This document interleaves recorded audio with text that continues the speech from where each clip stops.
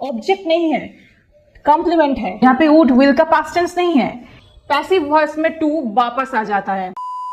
A verb is a word that denotes being, having or doing something. Being, having or doing. And what are the kinds? Look at these binaries. Auxiliary principal, transitive intransitive, finite non-finite, state event. हम अलग से each binary को हम explore करेंगे with detailed examples. पहले आते हैं auxiliary principal. What is a principal verb? A principal verb is a verb that is used independently in a sentence without any help from other verbs. जो एक sentence में independently used होता है, उसको किसी और verb से help लेने की जरूरत नहीं होता है. And what is auxiliary? Auxiliary or helping verb? A helping verb or auxiliary is a verb which helps the principal verb to form the voice, mood, and tense of the principal verb. Auxiliary verb ही ये express करता है principal verb कौन सी voice में है, कौन सी mood में है, कौन सी टेंस में है. अब चलिए विथ एग्जांपल्स दीज काइंड्स को समझते हैं.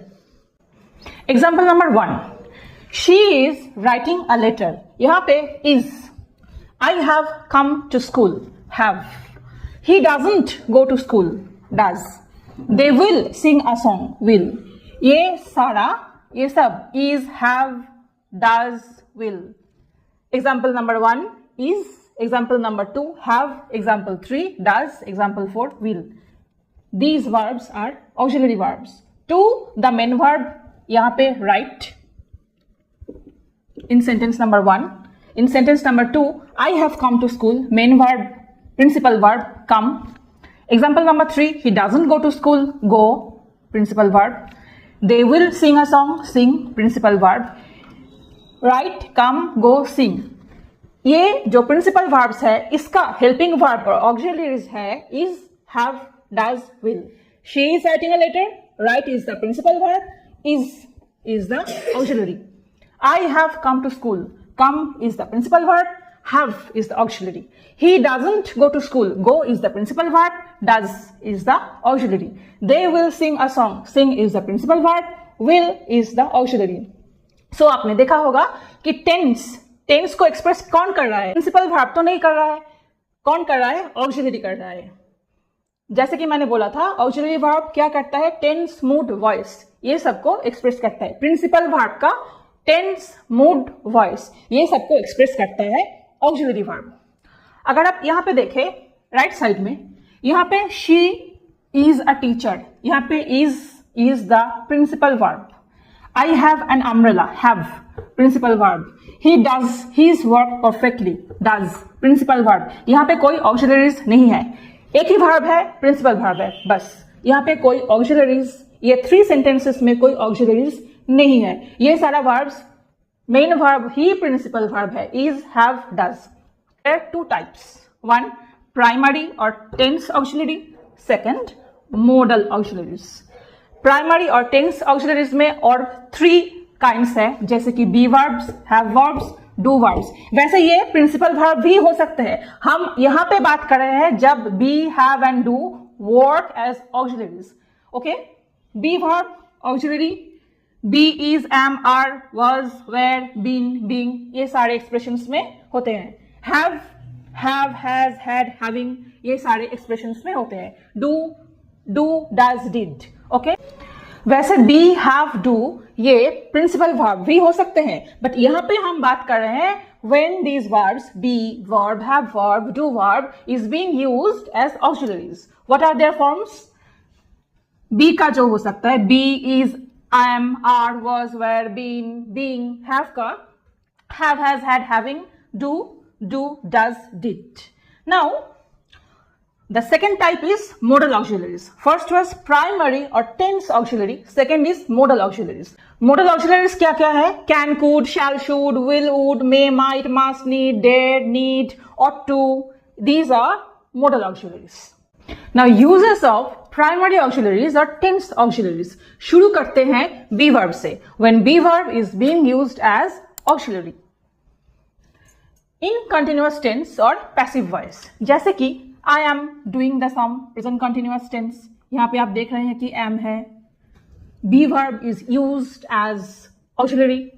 The kitten is crying, present continuous tense. Both are in present continuous tense is auxiliary. Auxiliary to the main or principal verb cry. यहाँ पे do, principal verb. They were moving at night. They were moving, past continuous.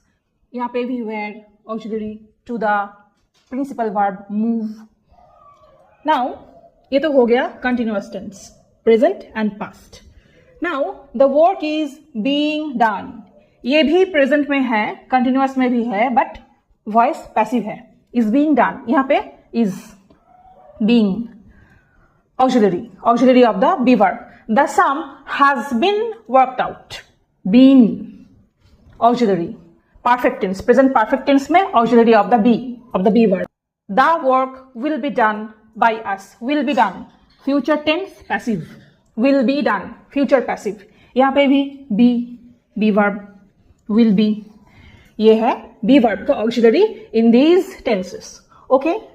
अब ये आपको याद रखना पड़ेगा. be verb principal verb भी हो सकता है. Okay? जैसे कि I am well. In this sentence, am. She is at her workplace. Is. They are citizens of this country. Are.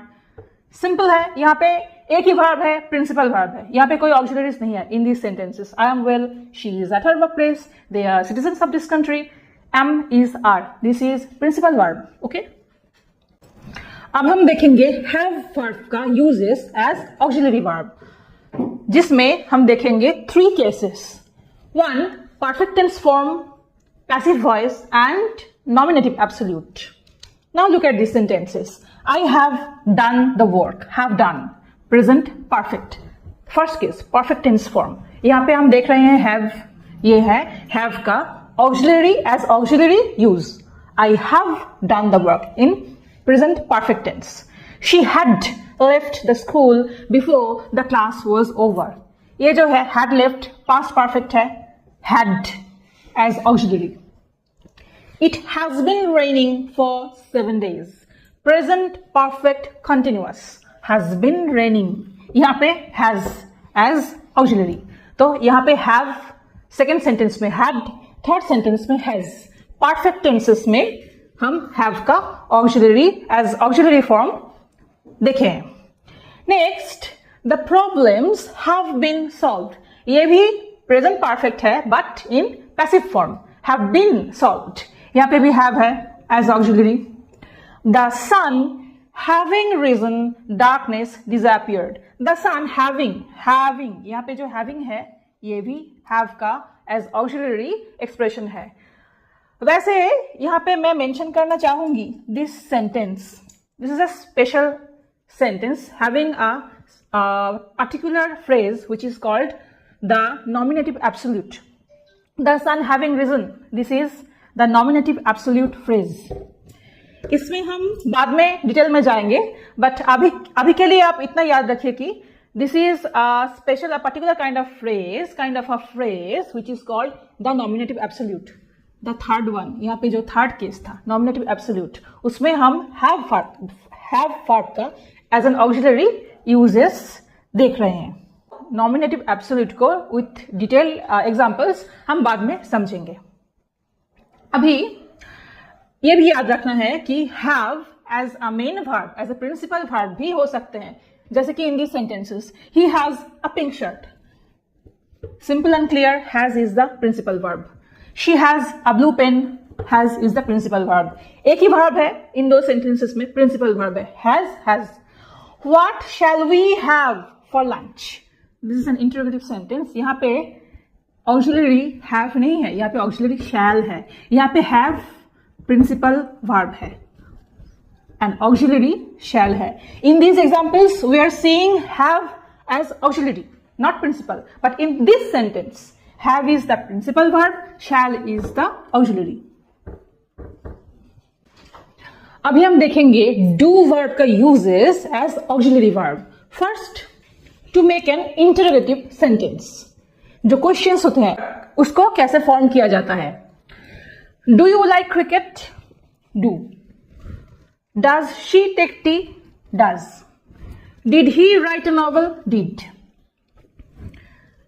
In these interrogative sentences, these auxiliaries do, does, did, ये जो subjects है इन sentences में, जैसे कि first sentence में you, second में she, third में he, ये subject के पहले आ जाता है to form an interrogative sentence. जो auxiliary verb है जैसे कि do, does, did, ये subjects के पहले आ जाता है to form an interrogative sentence. Second type of examples, to make negative sentences. जैसे कि I do not like that person. यहाँ पे do है auxiliary verb, like is the principal verb. Auxiliary verb के साथ में not जुड़ा हुआ है to make this sentence negative. Not auxiliary के साथ ही जुड़ता है, principal verb के साथ नहीं जुड़ता है. ऐसा नहीं होता है कि I do like not that person. No, ये जो नॉट है सेंटेंस को नेगेटिव करने के लिए, ये जो नॉट जुड़ा हुआ है वो ऑक्सिलरी के साथ ही जुड़ता है. She doesn't favour this opinion. She is the subject, does is the auxiliary verb, favour is the principal verb. यहाँ पे जो नॉट जुड़ा हुआ है ये डज के साथ है, प्रिंसिपल वर्ब के साथ नहीं है. They did not play football. They is the subject, did is the auxiliary verb, play is the principal verb, football is the object and not जुड़ा हुआ है डिड के साथ जो कि यहां पे ऑक्सिलरी वर्ब है. The next type of examples, to give a stress in a statement. Statement में एक स्ट्रेस देने के लिए ऑक्सिलरी को मेन वर्ब से अलग से उसको यूज किया जाता है. Number 3, to give a stress in a statement.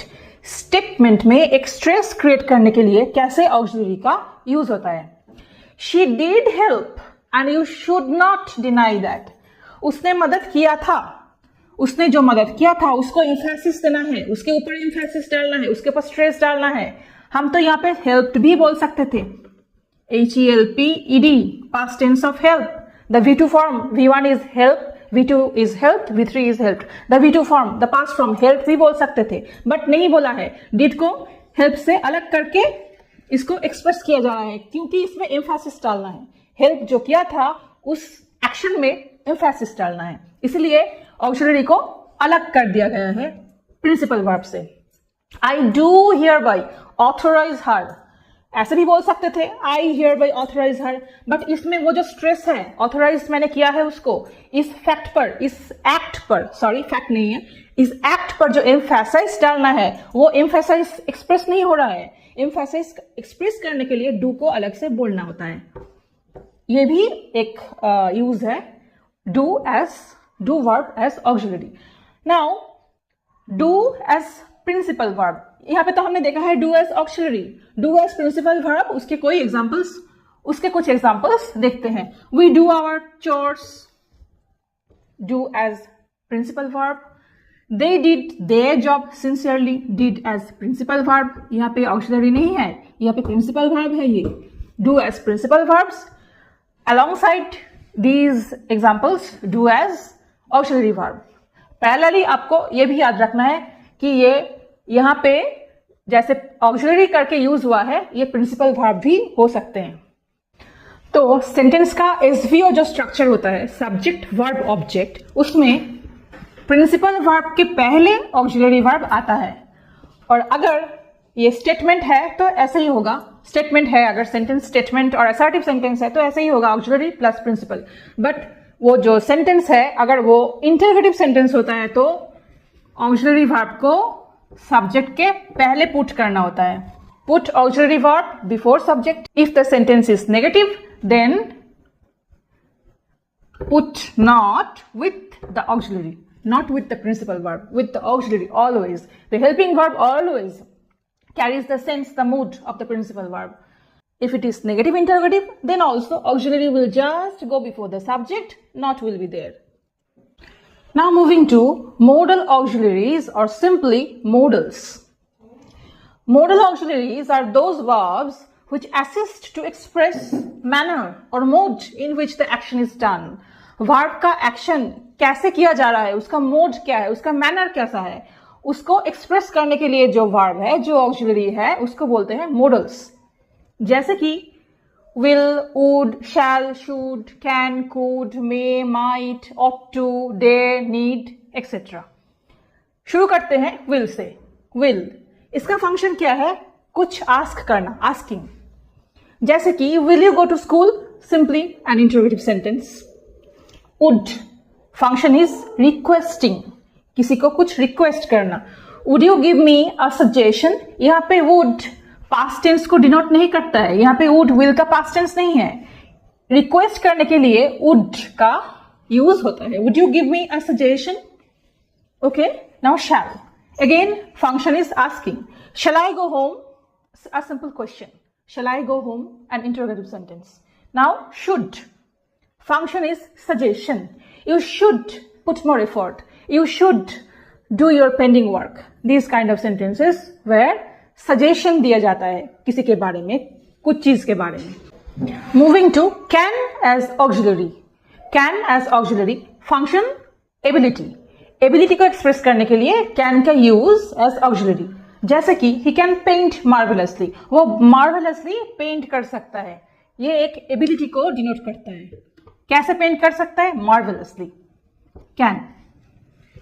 Could also is used to denote to express ability. He could do the hard sum. Could as modal auxiliary.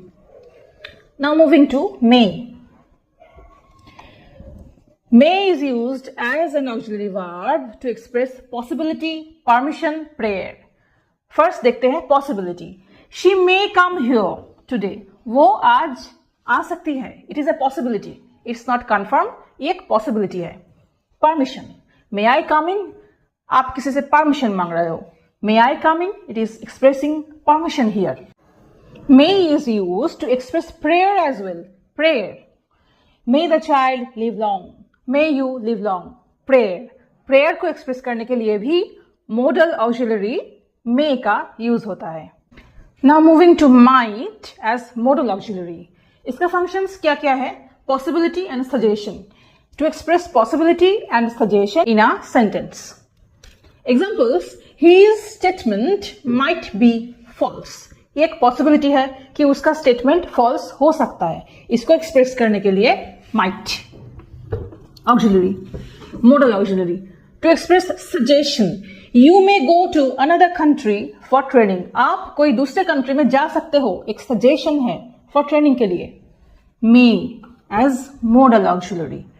Now moving to must as modal auxiliary. Must to express certainty or obligation. Certainty, it must be very good. ये बहुत अच्छा है और ये certainly बहुत अच्छा है. Must be to express certainty and to express obligation. She must do it. उसके ऊपर ये obligation है, उसको ये करना ही है. Must to express obligation. Now moving to mustn't. अगर must obligation है, उसका negative obligation क्या हो सकता है? Prohibition. Negatively अगर कुछ obligation हो सकता है, वो क्या है? Prohibition. You mustn't run in the sun. Negative obligation or prohibition. Now coming to need and needn't. Need expresses necessity. He need not perform the dangerous act. Need not. यहाँ पे आपको ध्यान देना है. यहाँ पे needs नहीं हो रहा है. जैसे कि third person singular number does होता है. वर्ब के साथ बेस फॉर्म के साथ एस जुड़ता है. यहाँ पे नीड के साथ एस नहीं जुड़ रहा है क्योंकि नीड यहाँ पे प्रिंसिपल वर्ब है नहीं.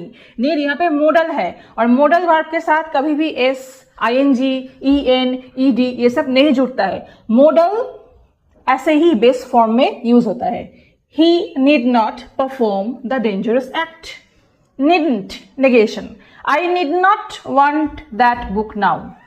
इसके साथ नॉट जुड़ सकता है but S, I N G, E N, E D ये सब नहीं जुड़ता है. Now moving to dare and daren't as modal auxiliaries. Functions क्या है डेयर का? Bold assertion, not normal assertion. It's a bold assertion. I dare say you are a coward. I dare say, okay, to emphasise that you are a coward. I dare say. Dare is the modal auxiliary. Dare not, afraid to do. इसका function है afraid to do. I dare not follow your footsteps. Daren't. Okay. Next, ought to. इसका function क्या है? Moral obligation. किसी का अगर कोई moral obligation होता है जो उसको मॉरली राइट लगता है, वो है उसको एक्सप्रेस करने के लिए we ought to love our neighbouring countries, ought to. Next और एक फंक्शन जो है ऑट टू का वो है suggestion. This is really a super film, you ought to see it. ये बहुत ही अच्छी फिल्म है, आपको जरूर देखना चाहिए। ये एक सजेशन है। Coming to our next modal which is use to. इसका फंक्शन है कोई पास्ट हैबिट को डिनोट करना। Habit, past habit. He use to run marathons in his youth. वो अपने यूथ में मैराथन्स रन किया करता था। Use to run, this expression. Our next is transitive and intransitive verb. First, transitive verb. Transitive verb requires an object to complete its meaning.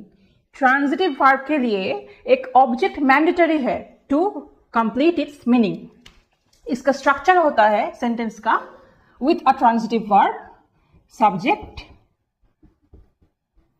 verb, object. This object is mandatory. The verb has to take an object to be a transitive verb. If you focus on these examples, example number 1, she wrote a letter. Subject, verb, object. He kicked the ball. Subject, verb, object. We bought a car. Subject, verb, object. A letter, the ball, a car, respectively, the objects. Now, if you ask whom or what after the verb, the answer you will get is the object. अगर आप verbs को question करोगे whom और what से, जो answer होगा वही आपका object है। जैसे कि he kicked the ball. What did he kick? The ball. ये object है। We bought a car.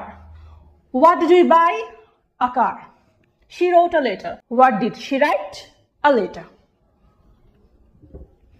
Now, unlike transitive verbs, intransitive verbs does not require an object to complete its meaning. Intransitive verbs को objects की requirement नहीं होती है। जैसे कि आपने इन examples में देखा है, these are all transitive verbs. She wrote a letter, wrote. He kicked the ball, kicked. We bought a car, bought. These are the verbs and these are the objects. But if you look at these sentences, the baby cried. The baby subject, cried verb. Birds fly. Birds subject, fly verb. The sun shines. The sun subject, shines verbs. Now if you notice, there are no objects.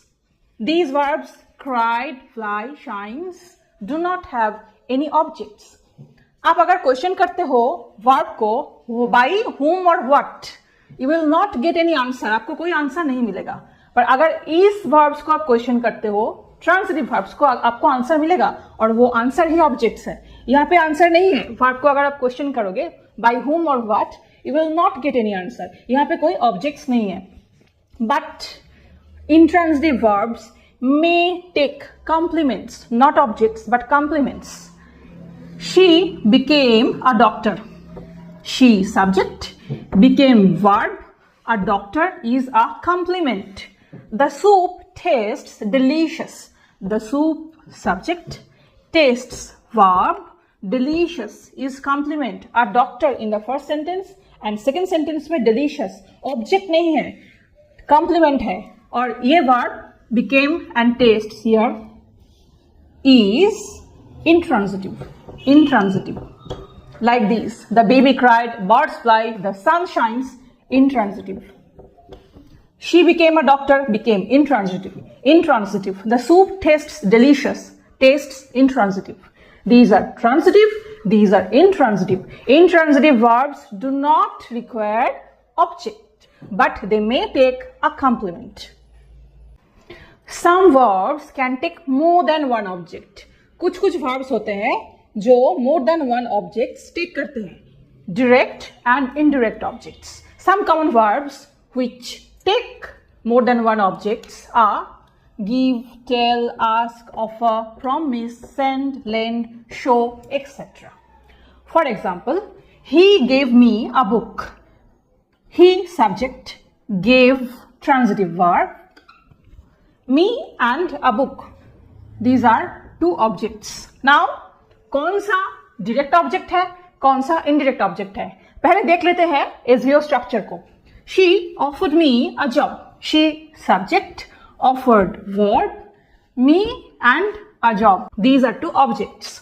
The teacher asked us a question. The teacher subject, asked is the verb, us and a question. These are two objects.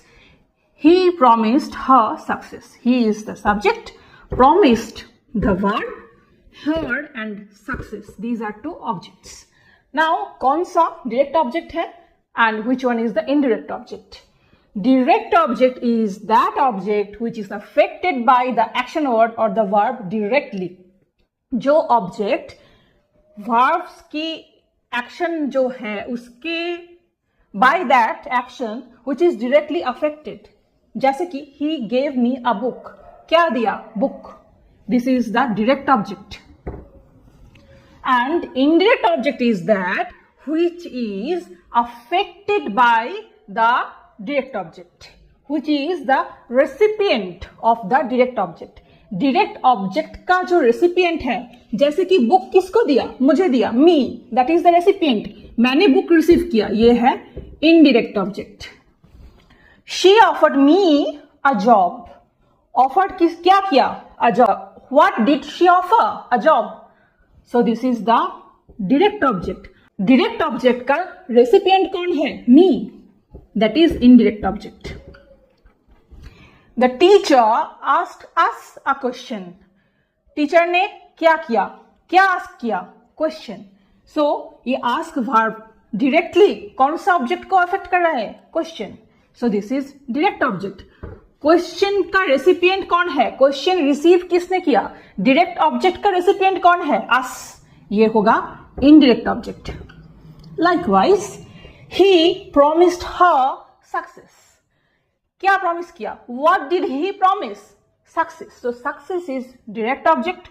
Success का recipient कौन है? Her. So this is indirect object. Now moving to cognate object. A cognate object is a direct object which shares the same etymological root as its verb. If you look at these sentences, I slept a sound sleep. He dreamed a strange dream. She smiled a sweet smile. They fought a fierce battle. I subject, slept verb, a sound sleep is the object. If you notice these two words, slept and sleep, ये दोनों word का root एक ही word है. ये देखने से ही पता चल रहा है. Slept, sleep, dreamt, dream, smile, smile, fought, fight. ये जो verbs है एंड ये जो objects है सेम रूट शेयर करते हैं. जो पेयर है, verb object का जो पेयर है फॉर each sentence, उसका रूट वर्ड एक ही है. जैसे कि slept, sleep, dreamt, dream, smile, smile, fought, fight. These objects are nothing but the noun form of these verbs. ये जो verbs है उसका बस noun form है ये objects, जो cognate object के नाम से जाना जाता है. Takes the verbs noun form. Cognate object verbs का only noun form लेते हैं. Uses it to describe the action. ये action words और verb जो action को express करते हैं, ये cognate object उसी को बस और describe करने के लिए used होते हैं. और एक बात है, और एक point है, these verbs are normally intransitive verbs. They usually do not take objects, but they take these cognate objects and become transitive. वैसे तो ये intransitive verb है, ये objects take नहीं करते हैं, but cognate objects take करके ये transitive हो जाते हैं. अब सेंटेंस में कौन सा वर्ब ट्रांजिटिव है, कौन सा इंट्रांजिटिव है, वो डेफिनेशन पढ़ के आपको वो डिसाइड नहीं करना है. वर्ब कैसे यूज हो रहा है उस सेंटेंस में, उसके ऊपर डिपेंड होता है वो ट्रांजिटिव है या इंट्रांजिटिव है. There are many verbs which are used in both ways. बहुत सारे verbs हैं जो transitive भी हो सकते हैं, intransitive भी हो सकते हैं, depending on the functions that they are performing in the sentences. Like ring the bell. Ring, verb, the bell, object. Open the door. Verb, open the door, object. Break the glass. Break, verb, the glass, object. Move the chair. Move, verb, the chair, object. So these are all transitive verbs because they have objects. The bell, the door, the glass, the chair. वैसे तो ये सारे imperative sentences है, इनके जो subjects है वो omitted है, वो है पर वो दिख नहीं रहा है. ये imperative sentence है, order, request, ये जो express होता है sentences में उनको imperative sentence बोलते हैं. So there are these objects clearly दिख रहे हैं, तो ये transitive verbs है. Same verb is here functioning as intransitive. जैसे कि the bell rang loudly, the bell, the door opened, the glass broke, the chair moved. These are the subjects. Rang, verb, opened, verb, broke, verb, moved, verb. These are all intransitive verbs because there are no objects. यहाँ पे तो कोई objects नहीं है. Same verb यहाँ पे transitive हो रहा है, यहाँ पे इंट्रांजिटिव हो रहा है. तो आपको ये देख के डिसाइड करना है सेंटेंसेस में वर्ब कैसे फंक्शन कर रहा है, ना कि just going by their definitions. Some transitive verbs require both an object and a complement to describe that object. कुछ ट्रांजिटिव वर्ब्स बस एक ऑब्जेक्ट ही नहीं लेते हैं और एक कॉम्प्लीमेंट भी लेते हैं उस ऑब्जेक्ट को डिस्क्राइब करने के लिए. These verbs are consider, make, elect, call, name, appoint, find, keep, etc. For example, we considered him honest. We subject, considered the transitive verb, him object. This word here is the complement. Why? ये क्यों complement है? क्योंकि ये word इस object को describe कर रहा है. That is why it is called an objective complement. Object को describe कर रहा है. They elected him captain. They subject, elected verb, him object. This word is complement, describing the object. The news made her happy. The news subject, made is the transitive verb here. Her object, happy. This word is the objective complement. We found the task difficult. We subject, found verb, the task object, difficult. This word is describing the object. So this is the objective complement. अब आते हैं finite and non-finite verbs. Finite and non-finite. Okay? If you look at these sentences, he writes, they write, he wrote. So this verb here, write, इसका form change हो रहा है. Writes, write, wrote. On which parameters ये form change हो रहा है? Tense, person and number. जैसे कि यहां पे था ही राइट्स, प्रेजेंट टेंस. यहां पे हो रहा है ही रोट, पास्ट टेंस. यहां पे क्या चेंज हो रहा है? ये थर्ड पर्सन सिंगुलर था, ये थर्ड पर्सन प्लूरल है. यहाँ पे भी चेंज हो रहा है. थर्ड पर्सन सिंगुलर में इसमें एस ऐड हो रहा है, थर्ड पर्सन प्लूरल में कुछ नहीं ऐड हो रहा है. पास्ट टेंस में वर्ब का फॉर्म चेंज हो रहा है. तो द वर्ब्स, जिस वर्ब्स का फॉर्म चेंज होता है depending upon tense, person and number, these verbs are called finite verbs. Again in this sentence, the mangoes taste sweet. Mangoes plural, taste sweet. The mango tastes sweet. यहाँ पे s लग रहा है verb के साथ, यहाँ पे नहीं लग रहा है क्योंकि ये सिंगुलर है इसलिए लग रहा है. ये प्लूरल है, नहीं लग रहा है. दोनों ही प्रेजेंट टेंस में है.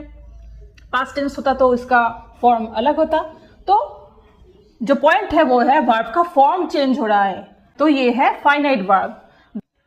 अगर वर्ब का फॉर्म चेंज होता है depending upon number, tense and person, वो वर्ब होता है फाइनाइट वर्ब.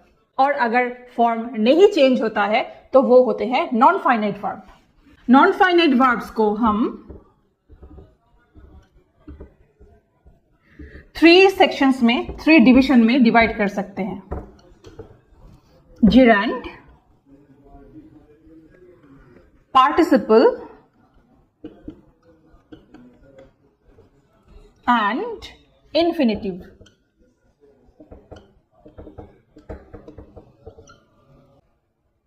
अब आते हैं नॉन फाइनाइट वर्ब्स में. फर्स्ट इन्फिनेटिव, इसका स्ट्रक्चर क्या है?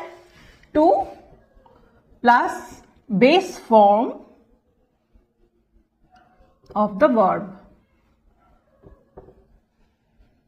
For example, to read, to write, to eat, to play, etc.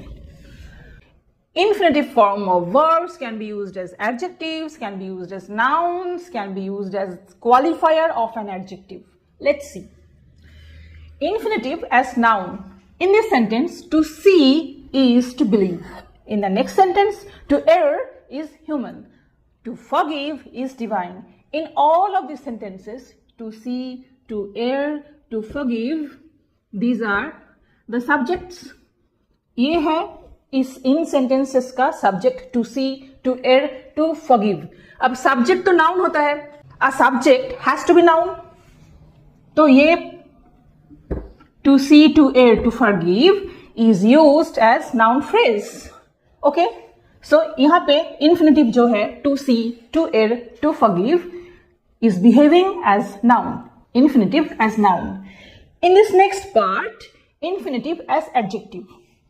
Now, अगर आप नोटिस करेंगे इस फर्स्ट सेंटेंस में, he attended 4 meetings. यहाँ पे he subject, attended is finite verb. This is not non-finite verb, this is finite verb. यहाँ पे attended finite verb है क्योंकि 4 meetings जो है ये ऑब्जेक्ट है. अब ये सेंटेंस में नेक्स्ट जो है, he has 4 meetings to attend. यहाँ पे he subject, has is the main verb, 4 meetings is object, but यहाँ पे to attend ये है infinitive.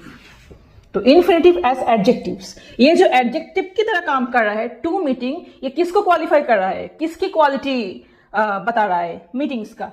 मीटिंग को ये जो एक नाउन की तरह यूज हो रहा है, इसको क्वालिफाई कर रहा है to attend ये part. Next, infinitive as quality. The mangoes are sweet to taste. यहाँ पे sweet एक adjective है. इस adjective को qualify कर रहा है ये जो infinitive part है, to taste. To taste जो infinitive part है, वो ये sweet adjective को qualify कर रहा है. इसलिए इसको बोलते हैं infinitive as quality. Sweet adjective को ये qualify कर रहा है. Next, infinitive as obligation. Obligation means जो किसी को करना ही है, जो किसी का नेसेसिटी है. ओके, इसका स्ट्रक्चर क्या है? Have to plus verb. ये नेसेसिटी और ऑब्लिगेशन को एक्सप्रेस करता है. For example, they had to leave early. They had to leave early. कोई ऑब्लिगेशन रहा होगा, कोई नेसेसिटी रहा होगा, that's why they had to leave early. ये हैड टू होता है ऑब्लिगेशन और नेसेसिटी का expression. Had to plus verb, ये infinitive. I have to work hard. मुझे वर्क हार्ड करना है. Have to, I have some compulsion. She has to submit the form. Has to. यहां पे इंफिनिटिव का स्ट्रक्चर था टू प्लस मेन वर्ब. यहां पे इंफिनिटिव ऑफ ऑब्लिगेशन में स्ट्रक्चर क्या है? Have to plus base form of the verb.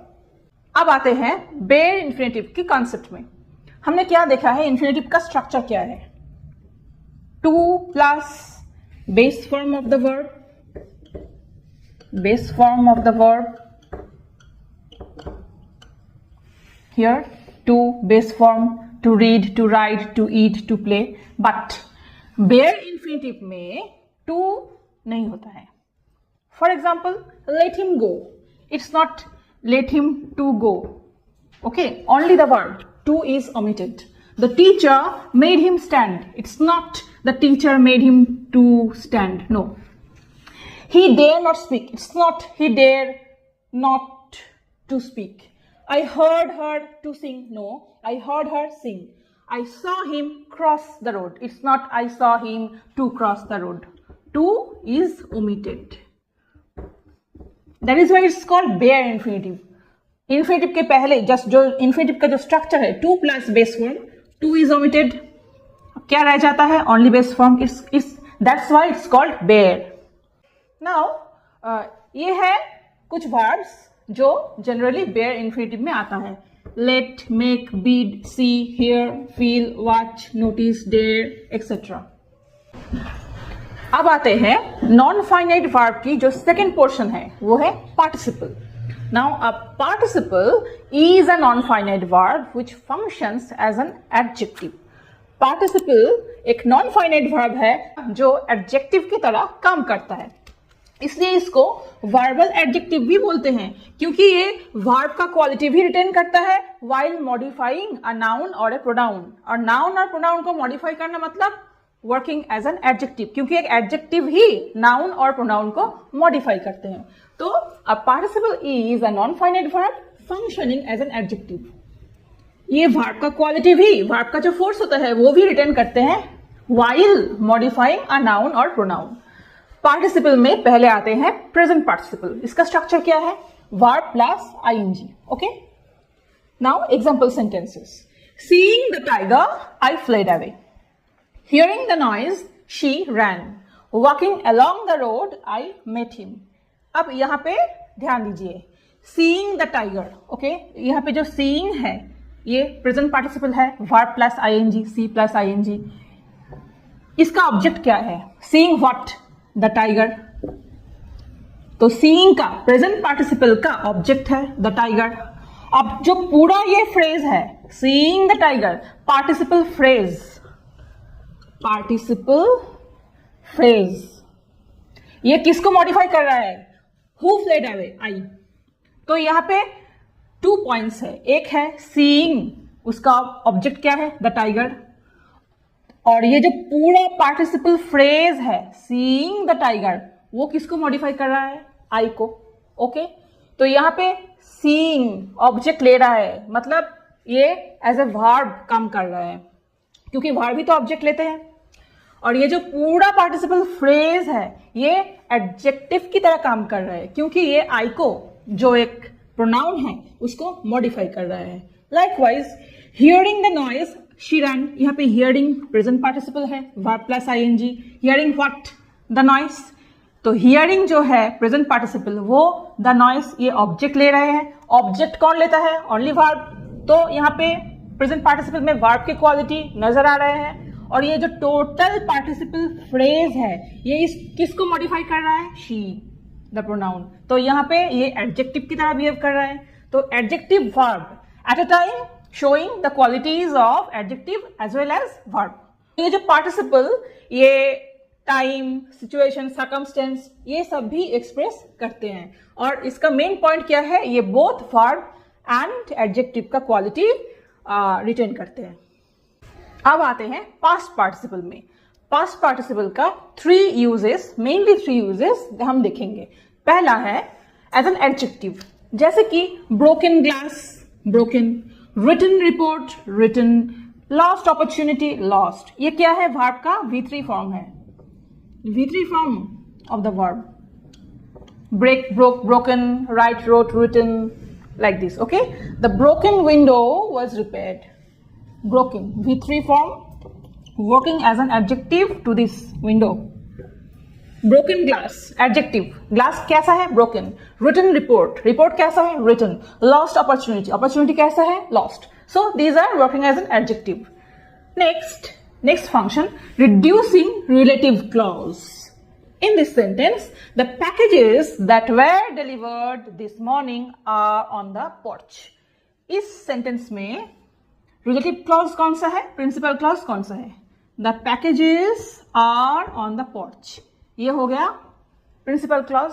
और रिलेटिव क्लॉज कौन सा है? That were delivered this morning. Okay, ये पोर्शन है रिलेटिव क्लॉज, क्योंकि ये द पैकेजेस इसको क्वालिफाई कर रहा है, मॉडिफाई कर रहा है प्रिंसिपल क्लॉज की जो सब्जेक्ट है. That were delivered this morning, ये है रिलेटिव क्लॉज. अब पार्टिसिपल का काम क्या है? रिलेटिव क्लॉज को रिड्यूस करना, ताकि सेंटेंस कैसा होगा, अगर ये इतना बड़ा रिलेटिव क्लॉज जो है वो अगर एक वर्ड में आ जाए तो सेंटेंस और भी क्रिस्प एंड कॉन्साइज हो जाएगा. The packages delivered this morning are on the porch. That were delivered this morning, ये कॉन्साइज होके क्या हो गया? Delivered this morning. Okay, the packages are on the porch, ये था प्रिंसिपल क्लॉज. रिलेटिव क्लॉज क्या था? That were delivered this morning, ये कॉन्साइज होके क्या हो गया? Delivered this morning. Okay, that were ये रिडंडेंट हो गया, तो रिड्यूस हो गया रिलेटिव क्लॉज, सेंटेंस क्रिस्प हो गया. Next use is participle phrases. Exhausted by the long run, he collapsed onto the couch. Exhausted, ये है V3 फॉर्म, ये है टोटल जो पार्टिसिपल फ्रेज है. Exhausted by the long run, कौन exhausted हो गया? He, इसको क्वालिफाई कर रहा है, ये जो टोटल फ्रेज है. और क्या कर रहा है सेंटेंस में? He collapsed onto the couch. क्यों कोलैप्स हुआ? Because he was exhausted by the long run. तो ये जो प्रिंसिपल जो क्लॉज है, he collapsed onto the couch, इसका बैकग्राउंड रीजन क्या है? क्योंकि he was exhausted by the long run. इसका जो बैकग्राउंड जो रीजन है वो प्रोवाइड कर रहा है ये this portion, exhausted by the long run, this phrase which is introduced by this participle. So this is the participle phrase. ये रहा थर्ड यूज. पहला था past participle as an adjective, second reducing relative clause, third participle phrases. Non finite verb का जो penultimate section है यहां पे वो है जिरांड्स. जिरांड का फॉर्म क्या है? Verb plus ING functioning as noun. Like swimming is a good exercise. इस सेंटेंस में सब्जेक्ट क्या है? स्विमिंग. तो सब्जेक्ट तो नाउन ही होता है, तो ये verb plus ING, swim plus ING, ये जो स्ट्रक्चर है ये working as a noun, working as the subject in this sentence. Likewise, reading improves knowledge. Smoking is harmful. Read plus ing, gerund. Smoke plus ing, gerund. Noun form of the verb. Okay? अब noun form of the verb तो और भी है, जैसे कि he is swimming in the river. Swimming across the river, he lost his bag. Swimming is a good exercise. अब इसमें confusion ना हो इसलिए थोड़ा सा in a nutshell, a recap. Swimming is a good exercise. यहाँ पे swimming verb plus ing, swim plus ing is functioning as the subject in this sentence. तो subject क्या होता है? Noun. तो ये एक noun है, एक gerund है. Okay? In the next sentence, swimming across the river, he lost his bag. यहाँ पे swimming across the river participle phrase है जो लास्ट पोर्शन में था. Okay, participle phrase.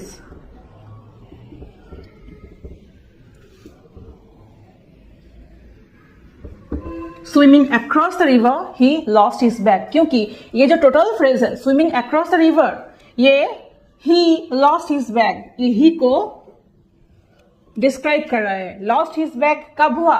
When he was swimming across the river. Okay? यहाँ पे ही जो pronoun है उसको मॉडिफाई कर रहा है, उसके बारे में और कुछ इंफॉर्मेशन हमको दे रहे हैं. so this is participle phrase. he is swimming in the river, ये जस्ट एक प्रेजेंट कंटिन्यूअस टेंस का फॉर्म है. Be verb plus main verb जो कि स्विम है यहाँ पे, and ING. Together, I am presenting these three kinds of sentences ताकि confusion ना रहे, कौन सा gerund है, कौन सा participle phrase है, कौन सा just present continuous tense की expression है. अब verb की एकदम last portion में हम आ गए हैं, which is state verbs and event verbs. State verbs कौन सा है? State verbs are those which express possession, emotion, belief, perception, mental state. Like know, believe, understand, love, belong, own, seem, etc. यहाँ पे एक पॉइंट जो ध्यान में रखना है वो है I know the answer, I am knowing the answer. ये I am knowing the answer नहीं होता है. कंटिन्यूअस टेंस स्टेट वर्ब्स में नहीं होता है. कंटिन्यूअस टेंस में भी आपको सिंपल प्रेजेंट टेंस ही यूज करना है. I know the answer, I am knowing the answer is not grammatically correct. States verbs में कंटिन्यूअस टेंस नहीं होता है. और होता है event verbs, actions, events, which expresses actions, events like run, write, work, play, study, etc. There is a lot. I write letters. I am writing letters. यहाँ पे both होता है, continuous tense यहाँ पे होता है, state verbs में नहीं होते हैं, यहाँ पे होते हैं, both होते हैं, present continuous, past continuous, present tense, यहाँ पे कोई restriction नहीं है. She works hard, she is working hard, both are correct. Now before concluding this chapter, which is verb, some important points to remember. ये points अगर आप याद रखोगे, मैंने बहुत ही लूसिडली इसको एक्सप्लेन करने की कोशिश किया है, आपको एसएससी सीजीएल में और कोई भी कॉम्पिटिटिव एग्जाम में आपको बहुत काम आएगा. First, every verb followed by a noun is not transitive verb. ये आपको याद रखना है. जैसे कि she became a doctor, he bought a car.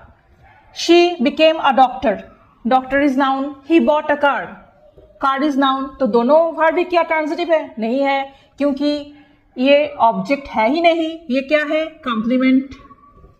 A car is an object, object है इसलिए बॉट ट्रांजिटिव है. ये तो ऑब्जेक्ट है ही नहीं, ये कॉम्प्लीमेंट है, सो बिकेम यहां पे इनट्रांजिटिव है, ट्रांजिटिव वर्ब नहीं है.